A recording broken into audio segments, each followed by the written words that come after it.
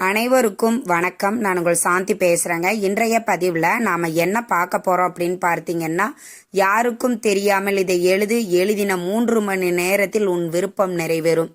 என்ன எழுதணும், எப்படி எழுதணும், எந்த நேரத்தில் எழுதணும் அப்படிங்கிறத பற்றி தெளிவாக நம்ம இந்த பதிவில் பார்க்கலாம். இப்போ பார்த்தீங்கன்னா, நம்மளுக்கு இருக்கக்கூடிய பிரச்சனைகள் நிறைய இருக்கும். இல்லைன்னா ஏதாவது ஒரு விருப்பம் இருக்கும். உதாரணத்திற்கு நல்ல வேலை கிடைக்கணும், குழந்தை வரம் வேணும், சொந்த வீடு வேணும், இது மாதிரியான விருப்பங்கள் இருக்கும். இப்ப கடன் தீரணும், நோய் தீரணும் அப்படின்னு இது மாதிரியான பிரச்சனைகள் நம்மளுக்கு தீரணும் அப்படிங்கிறதும் இருக்கும். இது எல்லாருக்குமே எல்லா பிரச்சனைகளும் தொடர்ந்து வந்து கொண்டே இருக்குது. நம்ம வாழ்க்கையில இந்த பிரச்சனைகள்லாம் எப்பதான் முடியும் அப்படிங்கிற நிலைமையில நம்ம இருக்கிறோம். அப்படின்னா இப்போ நான் சொல்லக்கூடிய இந்த ஒரு விஷயத்தை செய்யுங்கள், உங்களுடைய விருப்பம் 3 மணி நேரத்தில் நிறைவேறும்.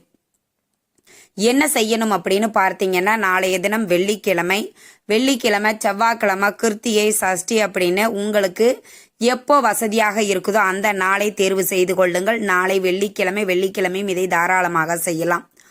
உங்க வீட்டில் பூஜை அறையில தான் நாம இந்த பரிகாரத்தை செய்ய போறோம். அதனால குளிச்சுட்டு சுத்தபத்தமாக தான் இதை செய்யணும். அசைவம் சாப்பிட்டிருந்தாலும் செய்யக்கூடாது. பெண்கள் மாதவிடாய் காலத்துல இருக்கிறீங்க அப்படின்னாலும் செய்யக்கூடாது. நாளைக்கு வெள்ளிக்கிழமை நீங்க விட்டுட்டீங்கன்னா வரக்கூடிய செவ்வாய்க்கிழமை நாட்கள்ல நீங்க செய்யலாம். சஷ்டி, கிருத்திகை நாட்கள்லையும் நீங்க தாராளமாக இந்த பரிகாரத்தை செய்யலாம். ஒன்றும் தவறு கிடையாது. இல்ல கண்டிப்பா நீங்க செய்தே ஆக வேண்டும் அப்படின்னா உங்களுடைய கணவர், குழந்தைகளை விட்டு நீங்க தாராளமாக செய்ய சொல்லலாம். இதை செய்த உடனே உங்களுக்கு மாற்றங்கள் தெரியும். என்ன செய்யணும்? ஒரு அன்ரூல் பேப்பர் எடுத்துக்கோங்க. அந்த அன்ரூல் பேப்பர்ல 4 மூலைகளிலும் மஞ்சள் குங்குமம் வச்சுக்கோங்க. வச்சுட்டு இப்போ நான் சொல்லக்கூடிய இந்த சந்தனத்தை நீங்க தயார் பண்ணி வச்சுக்கோங்க. இதற்கு என்ன பொருள்? சந்தனம், பச்சை கற்பூரம், பன்னீர், இது 3ஐயும் நல்லா தண்ணீர் விட்டு குழைச்சிட்டு உங்களுடைய மோதிர விரல் இருக்குது பாத்தீங்களா, அந்த மோதிர விரல்ல எடுத்து ஸ்டார் வரைஞ்சுக்கோங்க. ஃபர்ஸ்ட் ஸ்டார் வரைஞ்சிட்டு சென்டர்ல ஓம் அப்படிங்கிறத நீங்க எழுதிக்கோங்க. எழுதிட்டு அப்படியே பின்பக்கம் திருப்பிக்கோங்க. திருப்பிட்டு உங்களுடைய விருப்பம் என்னவோ அதை நீங்க எழுதி கொள்ளலாம்.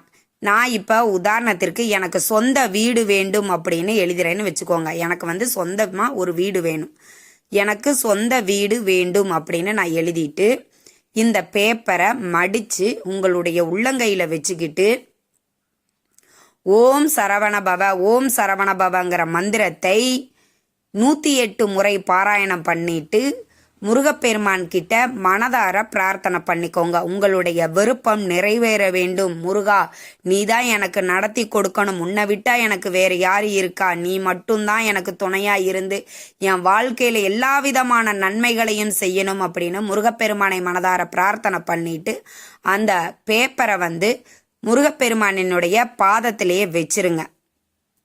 வச்சுட்டு இந்த பேப்பரை நாம என்ன பண்ணணும் அப்படின்னா, நீங்க உங்களுடைய விருப்பத்தை எழுதியிருப்பீங்க இல்லைங்களா அந்த பேப்பர்ல, அது எப்ப நிறைவேறுகிறதோ அதற்கு நிறைவேறினதற்கு அப்புறமாக அந்த பேப்பரை கால்படாத இடத்துலையோ இல்ல நீர்நிலைகள்லையோ அதை விட்டுடுங்க. ஏன் இதை நாம எரிக்க கூடாது அப்படின்னு சொல்றோம் அப்படின்னா, அதுல சட்கோணம் நம்ம வரைஞ்சிருக்கும். அது முருகப்பெருமானினுடைய சின்னம். அதை எரிக்க கூடாது. அதனால நீர்நிலைகள்ல விட்டுடுங்க. இல்லையில பக்கத்துல முருகப்பெருமான் கோவில் இருக்குதுன்னா உண்டியல்ல போட்டுடுங்க. இது மாதிரியாக நீங்க செய்து கொள்ளலாம். நீங்க இதை என்ன விருப்பம், இப்போ ஒரு வேலை கிடைக்கணும் அப்படின்னா அது உங்களுக்கு ஒரு 2-3 மணி நேரத்துல கிடைச்சிரும். இப்போ சொந்த வீடு வேணும்னா அது 3 மணி நேரத்துல நம்மளால கட்ட முடியாது இல்லைங்களா, 3 மாசம் ஆகணும். ஆனா அந்த 3 மணி நேரத்துக்குள்ள சொந்த வீடு கட்டுவதற்குண்டான ஒரு வாய்ப்பையும் சூழ்நிலைகளையும் ஏற்படுத்தும். ஏதாவது சொந்த வீடு கட்டுறதற்காக ஏதாவது ஒரு லோன் நீங்க ரெடி பண்ணியிருப்பீங்க, அது இழுத்துக்கிட்டே இருக்கும். அந்த லோன் உங்களுக்கு ஜாங்ஷன் ஆயிடும். இல்ல வேறு ஏதாவது வீடு நிலம் சம்பந்தப்பட்ட பிரச்சனைகள் இருக்கும், அது சரியாயிடும். இது மாதிரி உங்களுக்கு நீங்க என்ன நினைச்சிருக்கிறீங்களோ அது கண்டிப்பா நடக்குங்க. இது முருகப்பெருமானினுடைய அருள் இருந்தால் மட்டுமே செய்ய முடியும். அதனால நீங்க இந்த வாரத்துல நாளைய தினம் வெள்ளிக்கிழமை நீங்க செய்யலாம் தாராளமாக. இதற்கு நேரம் அப்படிங்கிறது கிடையாது. ராகு காலம், யமகண்டத்தை தவிர்த்து நீங்க எப்ப வேணாலும் எழுதலாம். நீங்கள் குளிச்சுட்டு சுத்தபத்தமாக தான் எழுதணும். மாதவிடாய் காலமாக இருந்தாலும் பெண்கள் வரக்கூடிய நாட்களில் நீங்கள் எழுதி கொள்ளலாம். ஆனால் கட்டாயம் முருகப்பெருமானை நினைத்து இந்த ஒரே ஒரு பரிகாரத்தை மட்டும் செய்யுங்கள். நீங்கள் உங்களுடைய விருப்பத்தை நிறைவேற்றி கொள்வதற்கு முருகன் நிச்சயம் துணை நிற்பார். நம்ம வாழ்க்கையில் என்ன நடக்கணும் அப்படிங்கிறது முருகப்பெருமானுடைய அருள் இருந்தால் மட்டுமே நம்மளுக்கு நடக்கும். ஆக முருகப்பெருமானை நாம் வழிபாடு செய்யும் பொழுது நிச்சயம் நம்ம வாழ்க்கையில் பலவிதமான மாற்றங்கள் ஏற்படும்.